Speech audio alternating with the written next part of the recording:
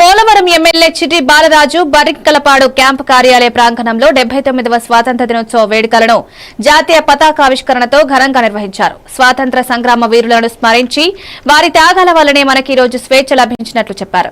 ఈ స్వేచ్ఛను కాపాడుకోవడం అందరి బాధ్యతగా, అభివృద్ధి, ఐక్యత లక్ష్యంగా మండల నాయకులు, అధికారులు, విద్యార్థులు, స్థానిక ప్రజలు భారీ సంఖ్యలో పాల్గొన్నారు.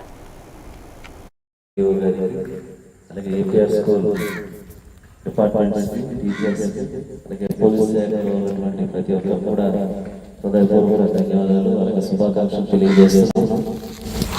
ఈరోజు ఈ 79వ స్వతంత్ర దినోత్సవంలో ఎన్నో లక్షల మంది ప్రాణాలు రోజు అనేక రోజు బ్రిటిష్ వారు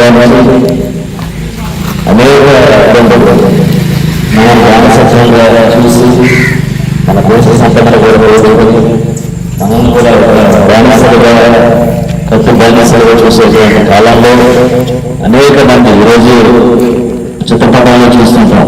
వారే కాకుండా కొన్ని లక్షల మంది మన ప్రాణాలు సైతం త్యాగం చేస్తే ఈరోజు మనందరూ కూడా ఈ స్వతంత్ర దినోత్సవాన్ని జరుపుకుంటున్నాం. ఎప్పుడైతే మహిళలు అర్ధరాత్రి 12 గంటలకి రోడ్డు మీద నడిచి వెళ్తారు, ఆ రోజే స్వతంత్రం అని ఆ రోజు గాంధీ గారు చెప్పడం జరిగింది. అలాగే అనేక ఉద్యమాల్లో అనేక మహోన్నతమైన వ్యక్తులు తమ ప్రాణాలు సైతం లెక్క చేయకోకుండా ఈరోజు మనకి ఈ స్వతంత్రాన్ని ఇచ్చారు.